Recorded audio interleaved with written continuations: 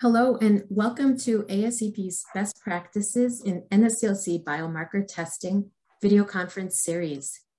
Today's session focuses on laboratory information system electronic health record implementation and protocol optimization for NSCLC.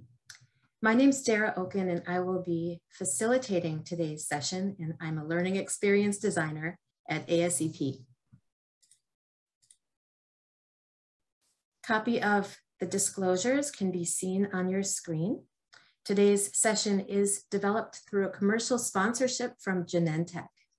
So this ASEP Genentech initiative is aimed to support anatomic pathology managers and their teams by building community and providing effective resourcing to drive biomarker testing quality improvements on behalf of patients. So please note that this video conference is being recorded, and by participating, you are agreeing that ASEP may use the recording of your images and statements on ASEP's website.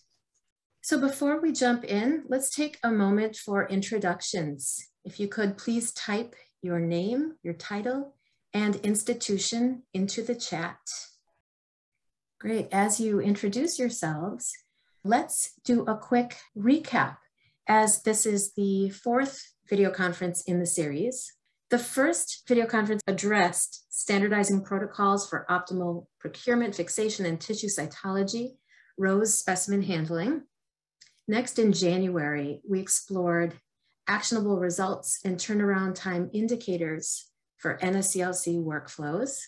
And the most recent topic was implementation of CAP IASLC AMP 2018 molecular testing guidelines. Our biomarker testing Facebook group and resource hub each house recorded highlights from these previous presentations. And if you would like to watch the sessions in full, you'll find links at the ASEP resource hub. So the driving goal of this initiative is to serve AP lab managers and their teams with opportunities for practical application. So to this end, we've devoted a portion of each session to discussing the challenges and potential solutions. So these visual frameworks represent questions addressed last session in March, and these are viewable in our biomarker testing Facebook group, and we'll have a similar small group discussion today. So the action plan is an individualized companion component to the video conference series, intended to assist you in improving your NSCLC biomarker testing processes and workflows. It's to assist you in charting a path towards your patient-centric goals by defining action steps, identifying barriers, potential solutions, and tracking your progress towards your goal. In the chat, you will find a link to the action plan, and we will also provide the same link in the post-conference survey. So today, we will first hear from Dr. Nicoletta Sideropoulos, Medical Director of Genomic Medicine, Pathology, and Laboratory Medicine at the University of Vermont Medical Center and Associate Professor at Larner College of Medicine, followed by Ms. Lynette Pinault, Laboratory Operations Manager in Medical Laboratory and Pathology Services at Regions Hospital Health Partners. So first, Dr. Sideropoulos will share considerations regarding EMR integration, and Ms. Pinault will follow with related management considerations. We'll have a brief Q&A following the presentations, and finally, we'll separate into breakout rooms, where you'll have an opportunity to actively participate in a whiteboard discussion related to applying those best practices. We'll capture highlights, just like last time, post them on the resource hub, as well as continue the discussion in our Facebook group. A few final reminders before we begin. Please keep your microphones on mute until you raise your hand and speak during question times. And please do not share any protected health information or personally identifiable information about patients. So now let's welcome Dr. Sideropoulos and Ms. Pinault to share their slides and begin. Hi, everyone out there. I see a lot of names, black screens, but that's okay. I see a bunch of names that some of you I know, some of you I don't. So hopefully we'll get a chance to meet in the future. Hi, Lisa. So thanks for having me today. My name is Nikki Sideropoulos. You see I'm a medical director of a genomic medicine program. I started this program from the ground up, so a lot of what I'll talk about today is rooted in experience from the ground up. But the topic is laboratory information system and electronic health record implementation and protocol optimization for non-small cell lung cancer. Okay, and these are my disclosures. I do have with these organizations either now or in the past consulting, speaker, educational engagements. And today, you know, we'd really like to focus. There's obviously from that introduction that Dara just gave us, there's a lot of multifactorial considerations for non-small cell lung cancer, right? One cancer type, many different considerations, and right, who thinks it's that complex when you're getting into it? But today, the content will be focused on leveraging electronic systems for what I think is continuous quality improvement. And all the laboratorians or anyone out there who's involved with the clinical laboratory practice out there lives that. And so I'd like to touch on considerations for designing and implementing protocols to optimize biomarker testing for non-small cell lung cancer. And so the learning objectives that we've laid out today are, number one, hopefully to deepen an awareness of transdisciplinary management of non-small cell lung cancer and related implications of biomarker ordering practices. Number two, recognize after you walk away from today how a test order build impacts biomarker analysis and clinical follow-up. And three, it would be ideal if maybe you could walk away from today, being able to evaluate the applicability of the presented protocol that I'm going to show you, and then walk away and think about how that might or might not work at your own organization. So this first slide, and I already touched on this, right? The transdisciplinary management of non-small cell lung cancer. All cancer types really in this day and age are, the clinical care for those is transdisciplinary. And so this image that I put up is really my cartoon, if you will. And it's simplified to some extent, but really the management of non-small cell lung cancer happens not only in a transdisciplinary fashion, but it happens in what I consider a precision medicine ecosystem. Right now that we're talking about these advanced biomarkers and they've entered into a standard of care. And, you know, I really think we are delivering care for non-small cell lung cancer within a precision medicine ecosystem. And successful practice of precision medicine, you know, it occurs in this complex ecosystem within an overarching healthcare system. And while the ecosystem can be visualized from different perspectives, it's generally accepted that the patient is at the center of the system. The patient is oftentimes defined by personal health information that's documented in the electronic health record, which ideally in an equitable system, and we'll come back to equity, in an equitable system is the basis for the clinical care that a patient receives. And so a growing component of precision medicine is genomic information. And this information is derived from specimens that are the direct extension of the corporeal patient and should be treated as such via thoughtful and informed stewardship of that tissue or that sample.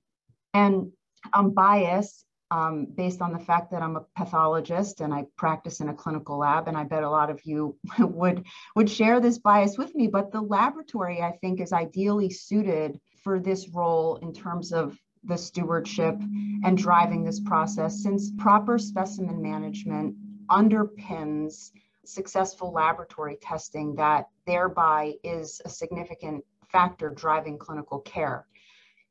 All too commonly, you can look up publications around the precision medicine ecosystem or this topic, and I think the clinical laboratory is often conceptually oversimplified in the precision medicine ecosystem. Successful incorporation of genomic information in the effort to achieve precision medicine and that care model ultimately relies upon linking clinical, genomic, and laboratory data, not only for clinical care, but I'll challenge you to go even beyond this topic today to think about how it primes related research through clinical trials, right? And many times regulators will define clinical trials as research. Patients, however, advanced stage cancer patients, think about the care they receive in clinical trials as clinical care. But ultimately, it's the clinical research spectrum that generates these outcomes and cost data that drives then the other side of this image, which is like the policy, right? At many different levels. And, you know, it's the policy and guidelines that then have feedback on the ecosystem.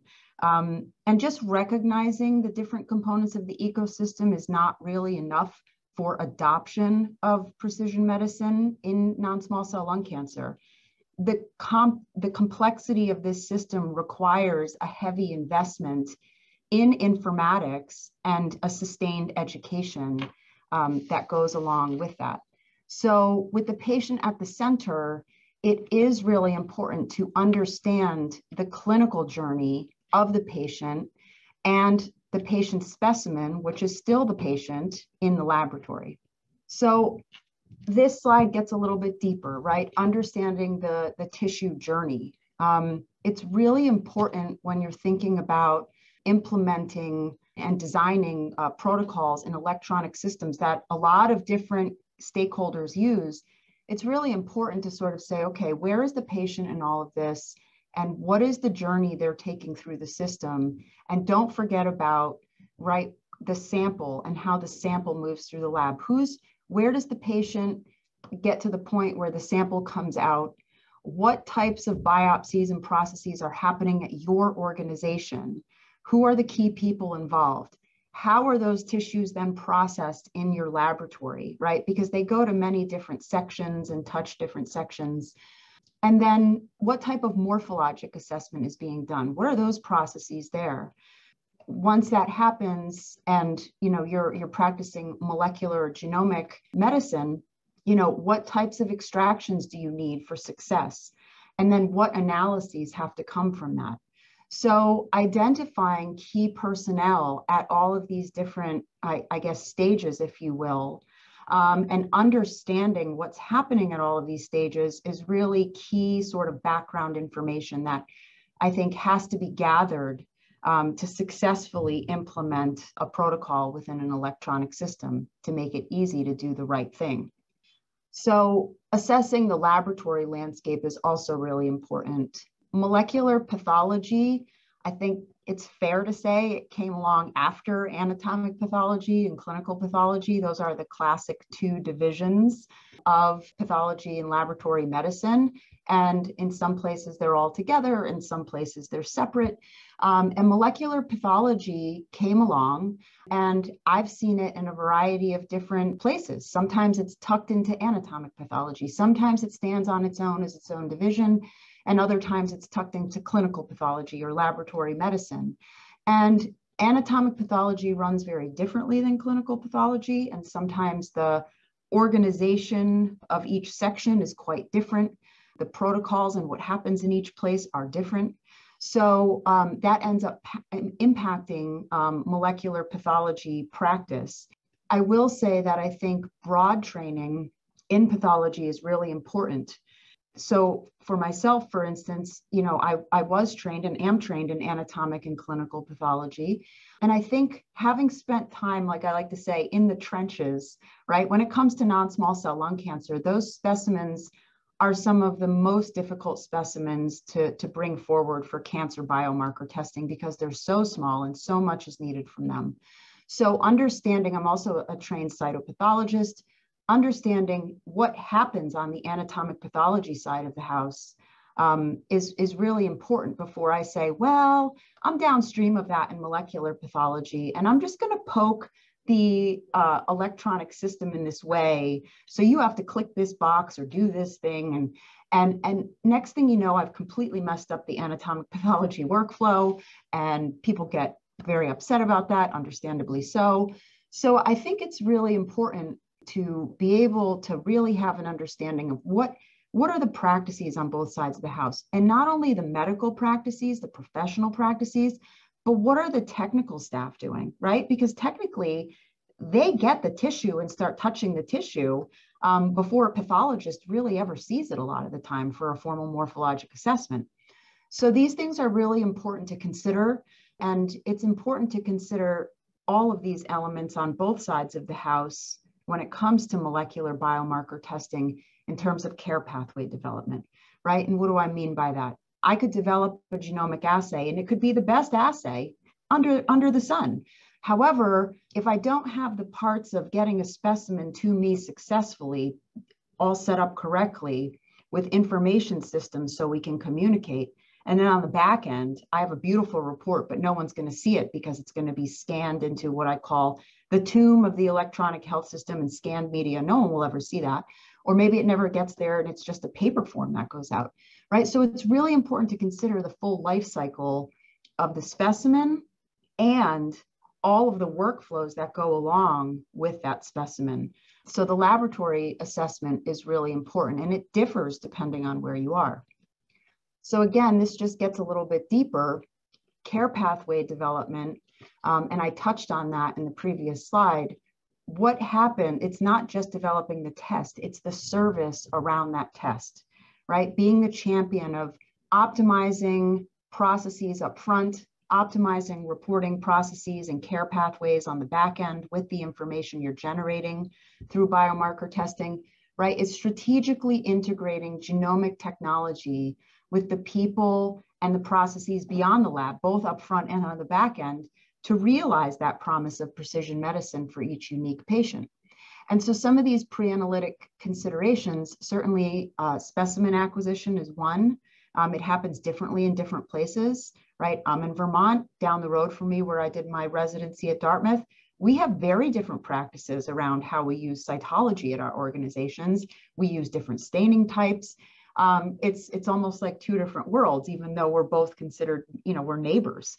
So I think specimen acquisition is really important to understand. Specimen types are really important to understand. The way I validated our genomic assay takes into account what cytology stains we use here. They're very different than what Dartmouth uses down the road. So it's a good example, right? And then what testing portfolio is wanted?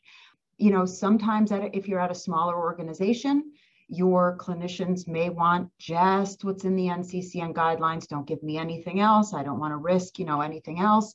I don't know what to do with anything else. Or if you're at a place like, let's say, Memorial Sloan Kettering, right? Like where they have a massive portfolio of clinical trials, their clinicians may want a lot more than what the clinicians in Vermont may want. So I think working through what are in the guidelines, what the clinicians want to get, and coming to an agreement around that pre-analytically, because that will determine really then how much tissue you're going to need to go into the assay and be successful. So then if you have a bunch of those pre-analytic considerations, who's going to touch that tissue when it comes into the lab? I'll tell you, typically anatomic pathology will, certainly surgical, sometimes cytology, a lot of times cytology. Sometimes a specimen is shared even with laboratory medicine, right? They get a little aliquot of something. Certainly molecular diagnostics, like we're going to want a little bit of that. Sometimes there's a send out test. That's something special that's added on, and that has to go out as well. And then research and biobanking, depending on your local protocols. What are you doing with that? So there's a lot of competing interests in that very small biopsy. So if you're successful in sort of managing that and having awareness and transparency amongst these groups, and again, sometimes people consider this, oh, it's just the lab. Well, it's way more complex than that, right? And if you're successful in doing that, and you can generate a advanced biomarker profile inclusive of PD-L1, right, for non-small cell lung cancer, what are the post-analytic considerations? Generating a report, how do you do that? How is that report? How do you ensure it's visible and usable at the time when it needs to be?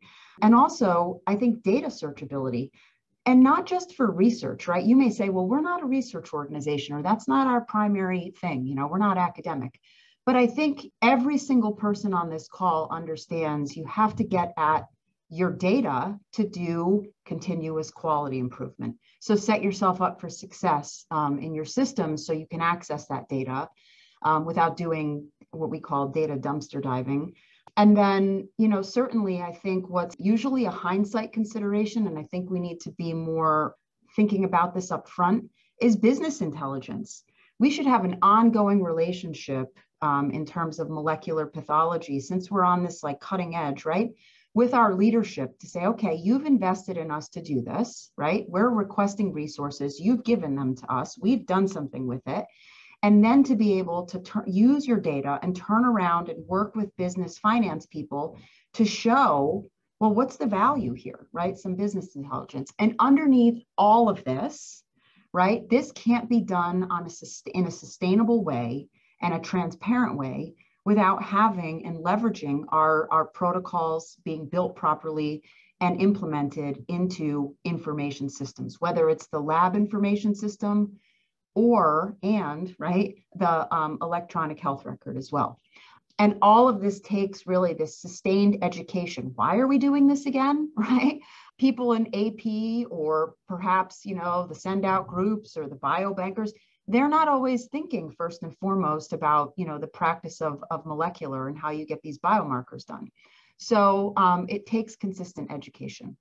So early stakeholder engagement. This is very, very important. You could change the stakeholders around the table here, but it's really important to identify who are the stakeholders, because early engagement with the stakeholders and this ongoing education with them and dialogue, I think allows the mindset of moving from implementation to adoption, right? And the adoption into practice is where we want to be.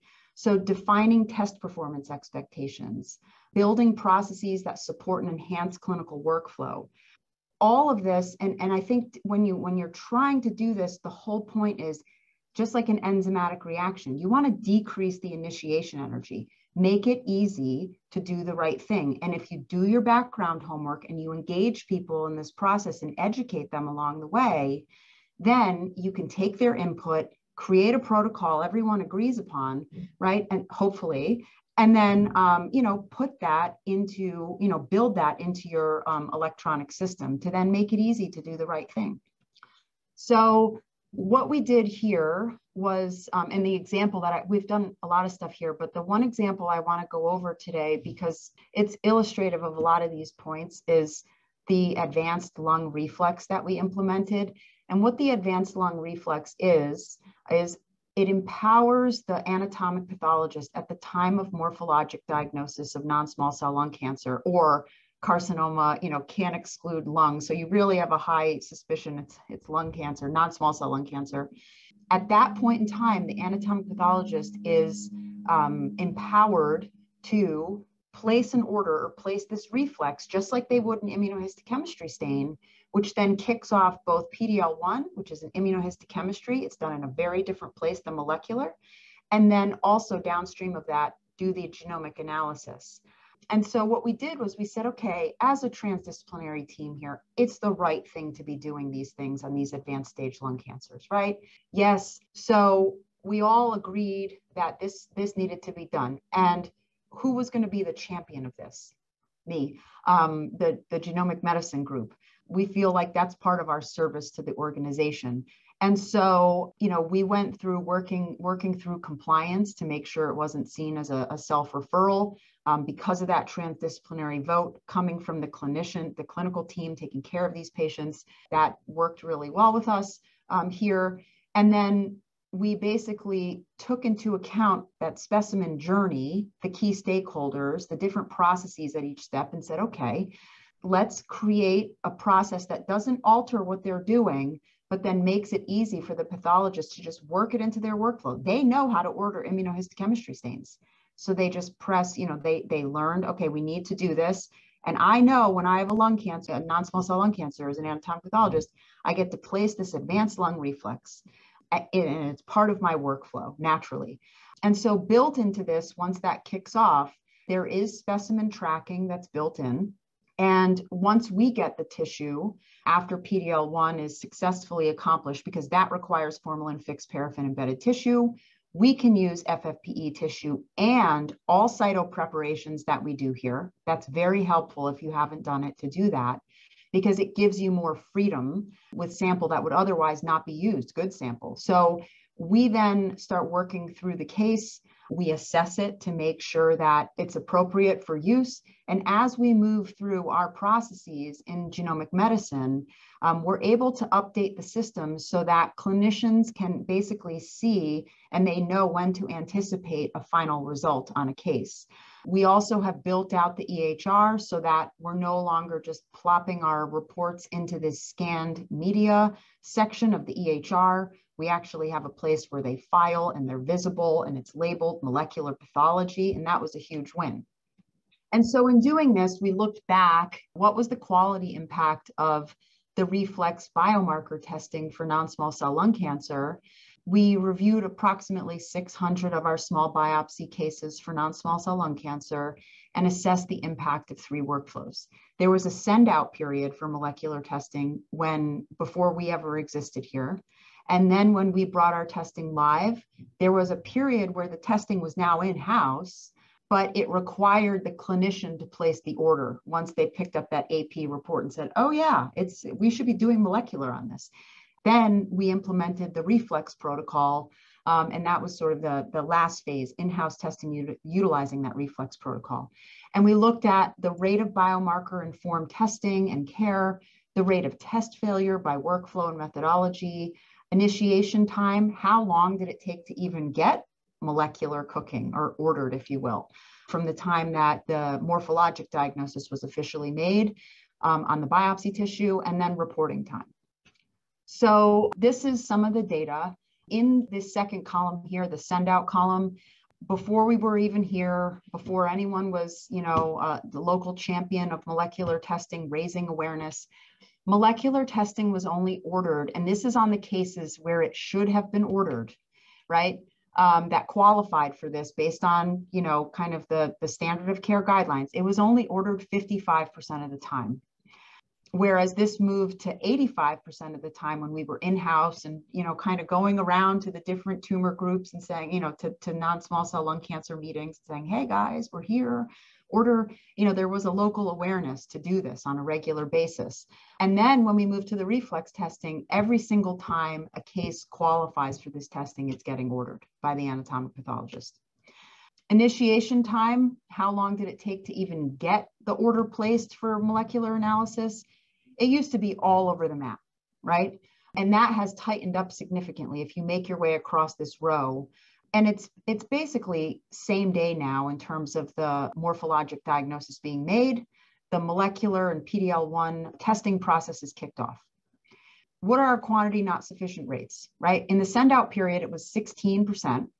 Over, when we looked at these 600 cases or so. When we moved it in-house, it dropped to 5%. There were a couple nuances around of why it sits around 5%. For us classically, because we watch this, it's more usually around 3% plus or minus. And so there is some rebiopsy, but a lot of times the patients we noted weren't getting another biopsy, right? It was just QNS and let's proceed with therapy. And so the total non-informed care, which is the kicker here, right? It was about 60% during the send out period. And when I mean non-informed care, I mean, you started getting your cancer therapy without having any biomarker analysis being done. When we moved the testing to in-house with the clinical order, it was around 20%, right? They still had to remember to place that order. We couldn't visualize what were the cases that were getting missed from the laboratory perspective. But when we implemented this Reflex protocol, the non-informed care is related to the patients that have quantity not sufficient cases, and they're pretty directly tied. And again, this now, like as we've operationalized this, it really bounces around that 3 plus or minus % a little bit. So I think this is pretty significant. And so really designing and implementing protocols in electronic systems, it really, I think, can optimize biomarker testing for non-small cell lung cancer patients. And I did get board certified in clinical informatics because I really wanted to raise awareness of that being an actual subspecialty in the practice of medicine. It is. It takes up a significant amount of my time as a molecular pathologist and medical director, building a program and sustaining a program, right, and moving it forward. So it requires collaboration across healthcare and information technology professionals to, and I showed you this by that example, I guess in the last hour, analyzing your system, right? And then designing protocols that fit into that system and take into account the practices in that system, implementing a protocol that makes sense based on what on your background work. And then I think what we need to call ourselves to the table to do is evaluate the information and communication systems that enhance individual and population health outcomes, because I think we're doing it because we have the hypothesis it's going to improve patient care and strengthen that clinician-patient relationship. And I think there's a lot of room out there for publishing your data around the improvements in patient care related to your improvements in electronic health communications, and in terms of the clinician satisfaction with the laboratory around when you implement one of these protocols, like, are they satisfied? I haven't published this and I haven't collected the data, but I think it's fair to say our clinicians are satisfied with the improvements that we've made. So successfully, in kind of summarizing a lot of this, successfully leveraging information systems for continuous quality improvement in the management of non-small cell lung cancer, it does require organizational support of a champion or a group of champions who understand not only the clinical care related to non-small cell lung cancer, but the laboratory practice around those specimens and the value of clinical informatics. There does have to be a significant background investigation of systems and processes before you go mucking around, or else I think you'll irritate groups in your organization. Early stakeholder engagement is key, right? Make it easy to do the right thing and involve people early. And there has to be ongoing advocacy for resources to build information systems that are supportive of biomarker testing. And also, I still kind of am guilty of this sometimes because we're just trying to build and sustain and keep our heads above water, especially post-pandemic and where healthcare is at the current moment. But I think we really need to be responsible for setting upfront achievable and measurable goals, and then keeping on task, looking at our quality improvement and publishing that. Because I think the value of all of this is currently under-recognized, and sometimes leadership, they won't pay attention unless you can provide them something in black and white around the return on investment. So test order build impacts biomarker analysis and clinical follow-up. I hope the short example I gave you today illustrated that. Informed design of care pathways that are supportive beyond the test, like the Reflex pathway that we implemented. You're able to optimize tissue management and really employ tissue stewardship to be successful in your testing for the patients. Time to testing is much improved. Total non-informed care, I showed you that, it plummets, right? We went from 60% non-informed to just about 5% non-informed. And then I think most importantly, what we did with this protocol was we were able to ensure equitable access. It doesn't matter what your background knowledge is as a patient coming into the organization in terms of like, well, what's modern cancer care all about, right? You have enough to worry about if you're in that situation. And so if you implement something like this, you actually ensure equitable access, regardless of anyone's background knowledge coming in, regardless of anyone remembering to do the right thing, right? You make it easy to do the right thing. So in the end, I just want to close by saying, I guess at the risk of sounding too much like a Vermonter, maybe, I do think that local practice really matters. And I hope that I gave a little bit of food for thought today around how this all works for us, and maybe some of it might be applicable for you. Thank you. Thanks, Dr. Sideropoulos. I love the phrase decreasing initiation energy. So I'm going to steal that. And I'm actually going to share with everyone today a little bit about how we did that in our experience. So thank you for that so much. And also thank you to the ASCP and Genentech for inviting me to speak again today. I'm going to spend the next few minutes talking a little bit about how we implemented our program here at Regents Hospital. So again, I have no disclosures. I work for Health Partners at Regents Hospital. We are part of the Health Partners family of care. To give you an idea of our breadth, we have 8 hospitals and 90 clinics. We have about 3 cancer centers within our organization and 1 cancer center in Wisconsin with which we have affiliation, and 2 system AP labs. And we have systemized this process between our 2 pathology laboratories and our oncology teams. And this started at Health Partners several years back when the CMS approved low-dose CT scan for lung cancer screening for patients who met the proper criteria. Our organization took a system approach in building a lung cancer screening program for these patients. And of course, as patients start coming through screening and are identified with positive nodules or lesions, then of course we start seeing them in pathology as they come through their care. And so our work dovetailed in some of this work and kind of was a nice marriage as we started working through this. So that's really how our collaboration really came to be.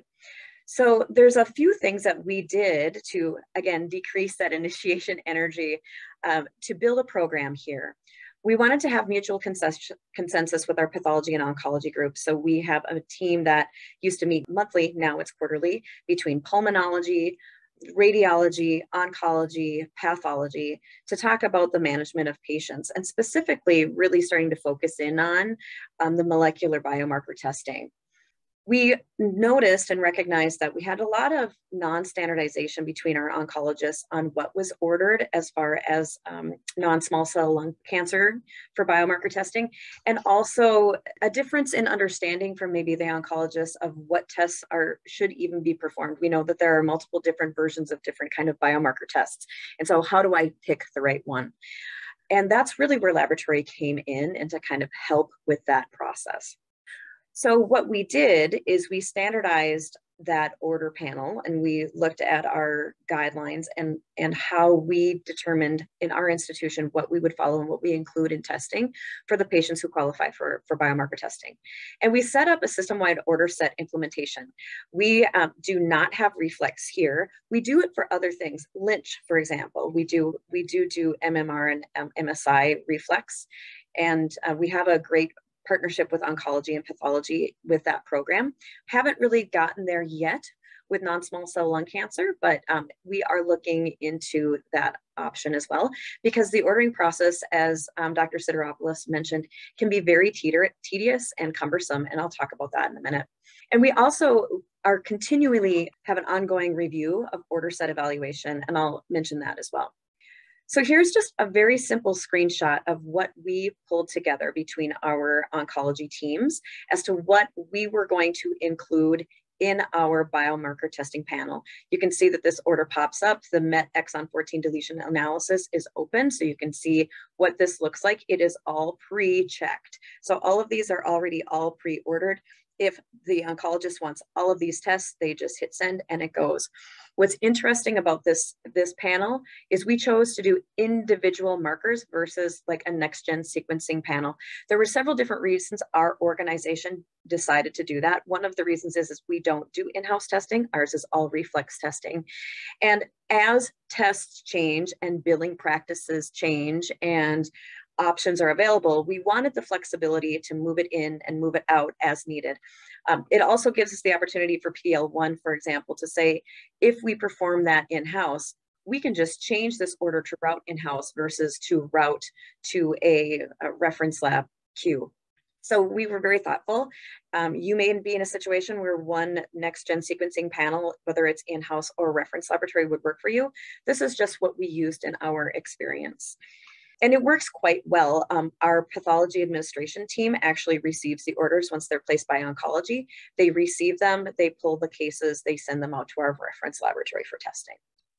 So we do have an evaluation process, as I mentioned. If there is new data that comes out for adding guidelines, HER2 new, for example, might be one of those, where we would pull that in, we would look at that group, our lung cancer screening group, and evaluate that with the team, determine whether or not we all want to add that to our panel. We would gain approval from all of those stakeholders, and we would request updates to that order set.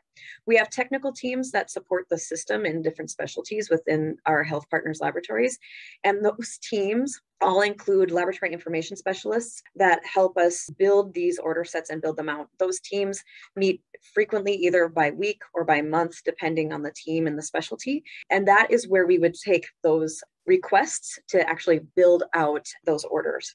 Again, it is not perfect. We have barriers. Billing is still a barrier. Not all reference laboratories do molecular pathology billing well. Third-party billing, split billing still tends to trip some folks up. So that is a challenge for us currently. Variation still exists in ordering workflows and patterns. Not everyone is always ordering using the order set as we would like them to, or not ordering all the tests or maybe more than we need. So we need to look at a little bit more work on that. And again, you know, utilization data is very difficult to gather. So we're working on how do we best do that within what we have built in the EMR and with our order sets to be able to pull that to hopefully be able to show some of the improvements and some of the challenges that we're having to drive improvement, as Dr. Siderlapras showed in her experience. So, you know, that's really a basis in what we've worked on. Some of the things to consider when you're looking at this, especially if you're looking at a reference laboratory, are how are the interfaces working? Is it easy for those results to go out on the interface and to come back? We did a lot of review on that before we chose a partner. The reporting options, we did the same thing that Dr. Siderlapras mentioned when it came to reporting and how they land in the EMR and how they're labeled. We've worked with our HIM teams to make sure that those looked really well.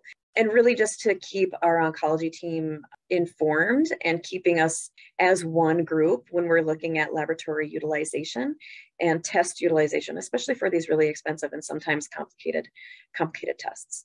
So with that, it is discussion time, and I will turn it over to Dara. Okay, well, wonderful. Okay, first, thank you so much for phenomenal presentations from both of you. And due to time, let's double up discussion with the breakout rooms. Let's try something a little bit different because I don't see any discussion questions in the chat. So what we're going to have is 2 breakout rooms, and we're lucky enough to have Ms. Pinot leading one of the breakout rooms, and hopefully we'll have Dr. Sideropoulos in the other breakout room with Amy Wendell Spitzka, who's going to be leading that.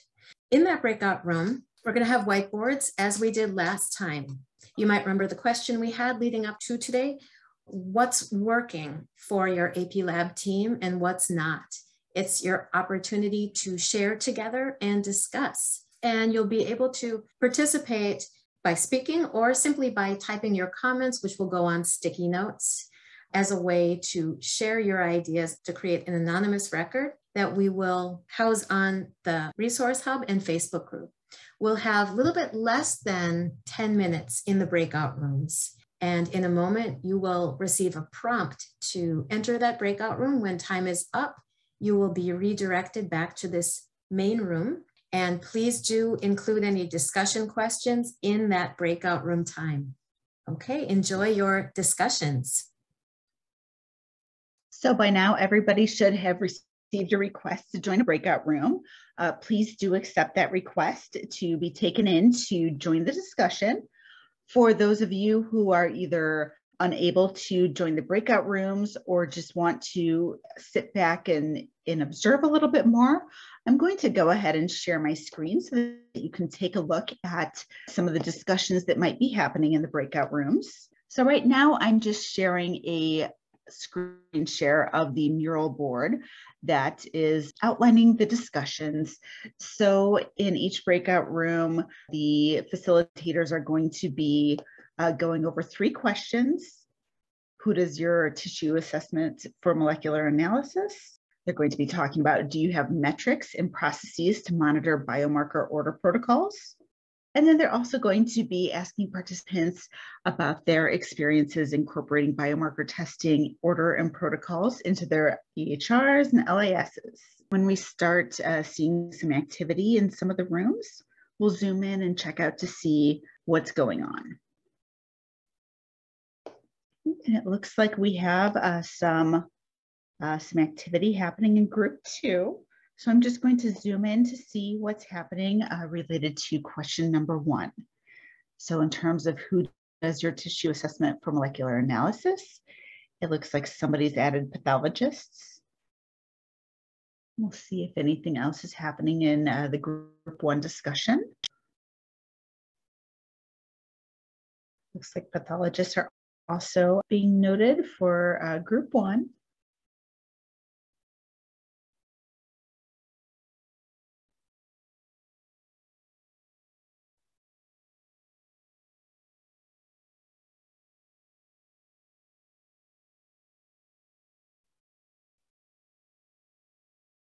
That's a great question. Is it your molecular pathologist or your anatomic pathologist?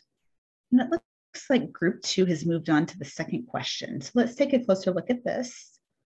So this question is asking if you have metrics and processes to monitor biomarker order protocols in terms of functionality, turnaround time, compliance, or something else.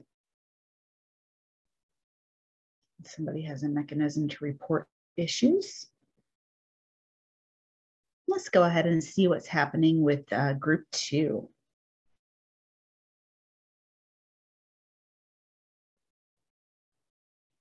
And it looks like one person is indicated that they unfortunately don't have any metrics.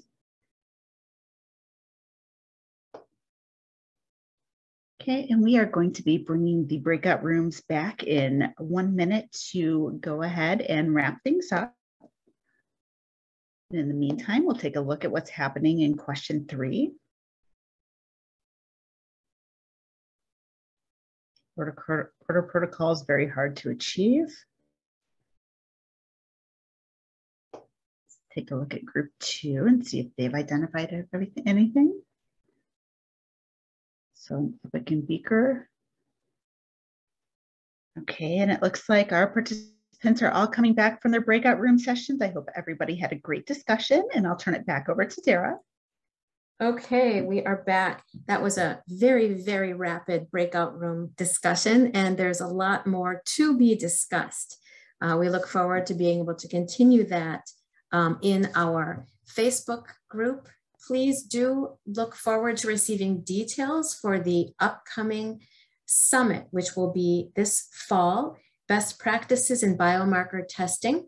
We have the date forthcoming, so you will receive information sent to the email address under which you registered for today. Thank you so much, Dr. Sideropoulos and Ms. Pinault, and our facilitators, Ms. Pinault and Amy Wendell-Spitzka, for phenomenal session. And please do visit the Resource Hub with ideas in mind. You may be ready to start your action plan. There's a link at the Resource Hub, as well as a link to join the discussion on the Facebook group. Also, please take a few moments to complete the survey, which will appear on your screen as the meeting closes.